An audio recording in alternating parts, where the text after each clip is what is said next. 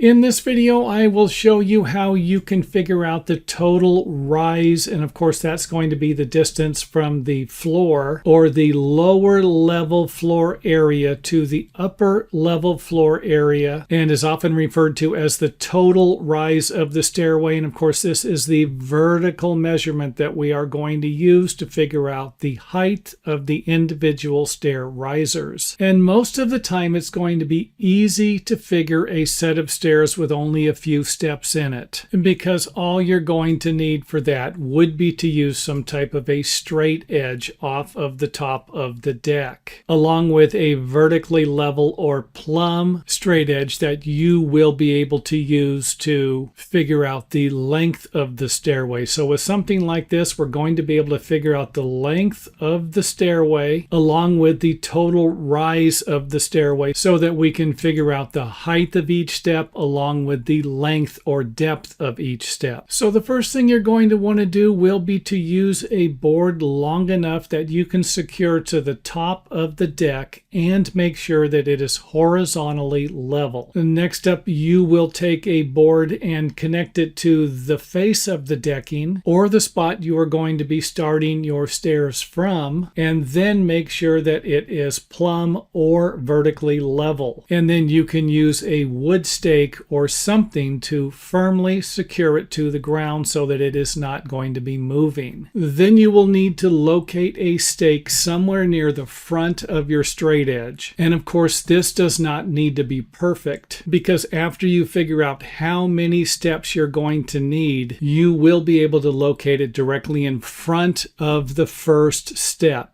So in other words, don't worry about locating the stake perfectly, because you'll be able to relocate it or add another stake later. So for example, if I have no idea where the stake is going to be located, I'm simply going to measure the distance for the total rise of the stairway. And again, this doesn't need to be close. You're going to be able to tidy everything up after you figure out how many steps you're going to need, so you can locate this stake directly in front of the first step and directly underneath your straight edge. And to give you an idea of what I'm talking about, you're simply going to have something like this set up to where you can use a number that's going to be close enough right now to provide you with how many treads you're going to need. And if you need more information on how to figure out the tread depth and the amount of treads along with the individual risers you're going to need for a set of stairs like this, then I would highly recommend checking out some of our books or more videos on the website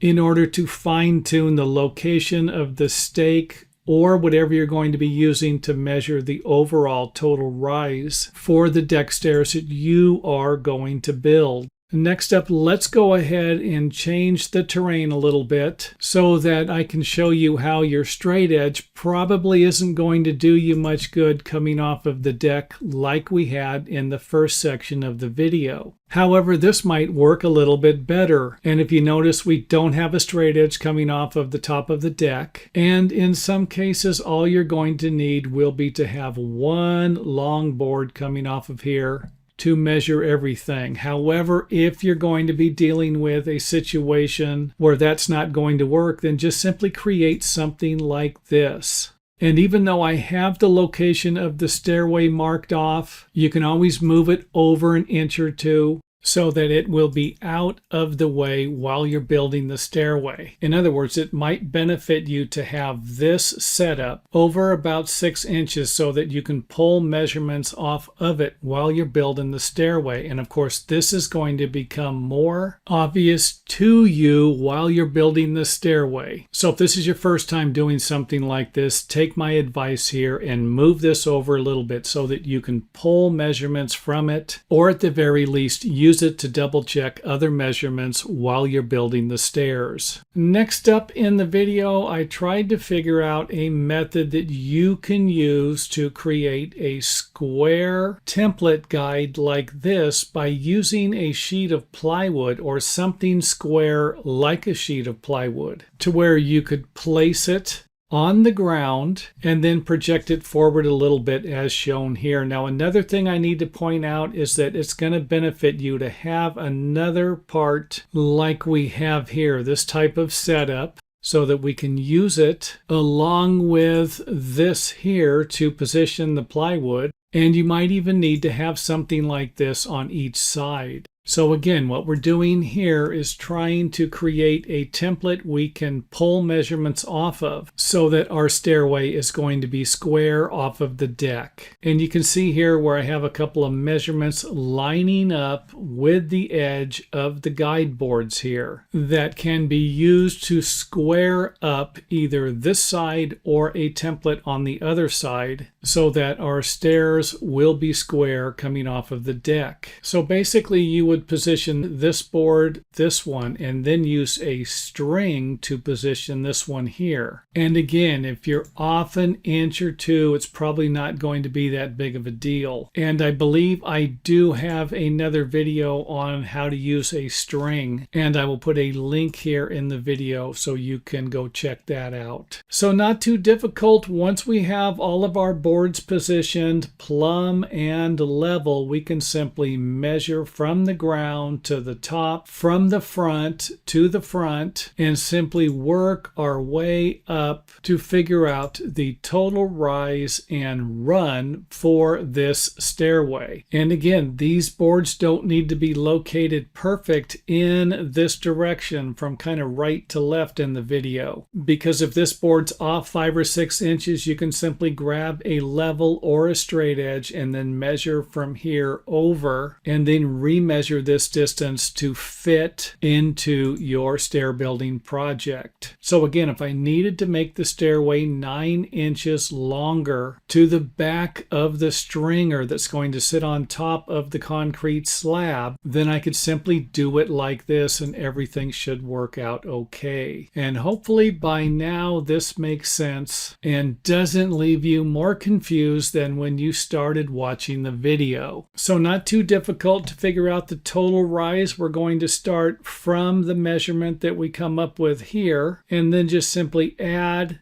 these 3 measurements together. And then once we have the total rise, we can figure out how many treads or steps we're going to have in that stairway. And then we can measure the distance from here and here, and then add these 2 numbers together. And then if we need to make it a little longer, we can just simply come off of the front here to locate the front of our stairway. Here is a small list of some of the problems I have seen while watching other YouTube videos. And the reason why I'm going to make a few videos like this in the future will be to help people build better products with what they have available to them and in their time zones or weather conditions. So let's go ahead and get started with the first thing that I see and I don't really understand, and that's the fact that I like to use building hardware that is embedded into the concrete. And that piece of building hardware will look something like this here. Now I do understand that something like this might be a little pricey, and the reason why you might use something like this or even a different cheaper version. So with that said, I need to point out, and this is something I just do not understand, is why people don't use an anchor bolt like this instead of drilling a hole into an existing concrete foundation pier that might have just been poured a few weeks ago or even a few days ago. And if we're going to do a price comparison, I'm pretty sure that an anchor bolt like this is going to be cheaper than an anchor that you're going to drill into a newly poured concrete pier. And again, a standoff plate is going to be preferred in most cases for something like this. However, I did have somebody tell me that they didn't trust the weight above. They didn't think that this would support the load. And if that's a concern of yours, then contact the product manufacturer for more information. I won't be able to provide you with that. And of course, this is what it would look like if you installed the anchor bolt first. Another problem that you might concern yourself with would be to use a sloping footing that will allow water to drain away from the wood instead of something like this right here. And if you are going to slope the top of the footing, then you could always use a different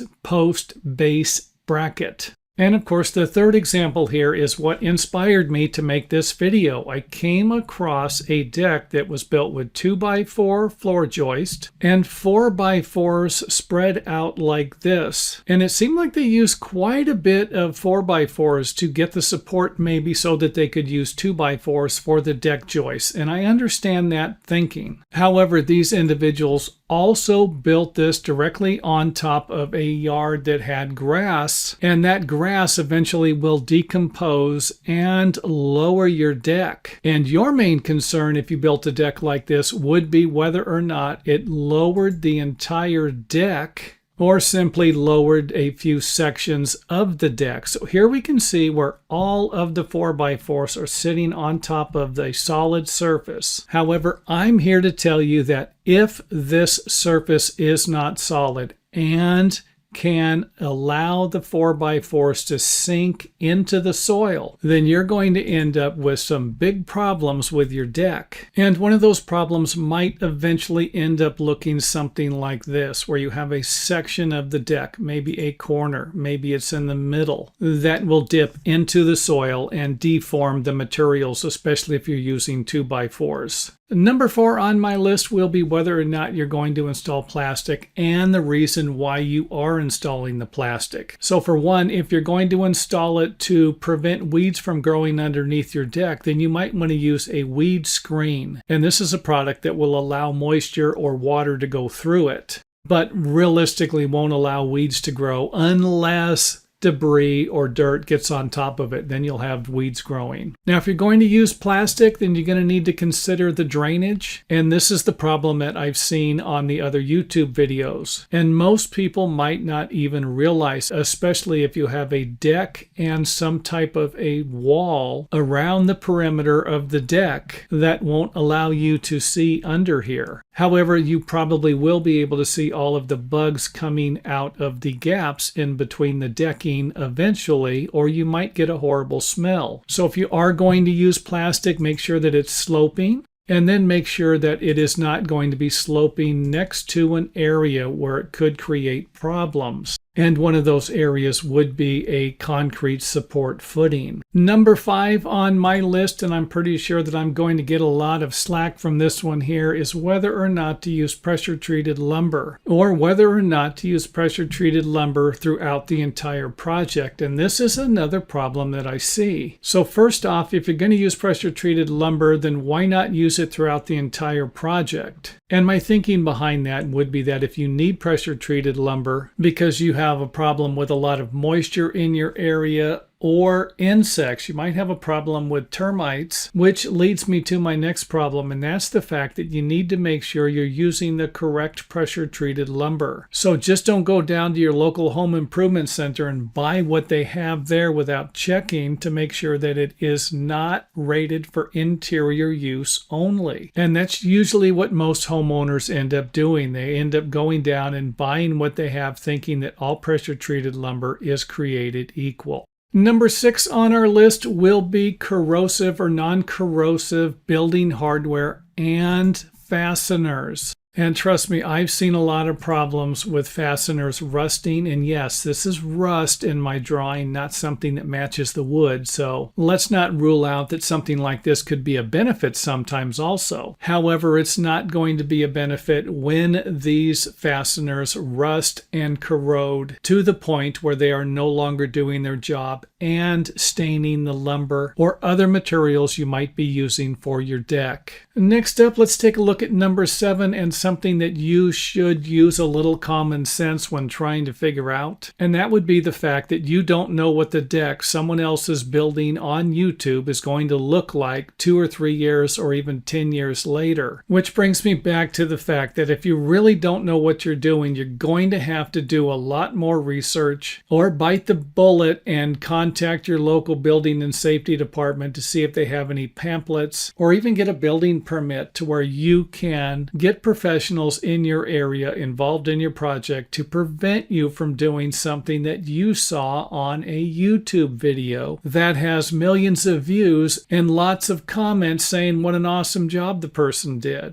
Which brings me to number 8 on my list, and that's the fact that you might be looking at a deck being built in an area in an area where you have a lot of moisture, or an area where you might have a lot of moisture for about 3 months out of the year. However, you've been watching videos on how people build decks in warmer climates. And this is a problem that I have ran into in the past, giving advice about building decks in Southern California, where I don't have to deal with the ground freezing. However, this isn't going to be the case for someone who might live in Canada. So definitely something else to consider while you're watching any videos about any project you're trying to build. And this information could also apply to building materials. And this is a problem that I've ran into in the past by watching videos from other countries. Which brings me to item 9 on the list, and that would be burying a post either in the soil or even digging a hole and then setting a post in the ground and then surrounding it with either concrete or gravel. And of course, in colder climates, it will be required to dig deeper into the ground so that the footing can be installed below the frost line, and of course provides us with a perfect example of working in colder or warmer climates,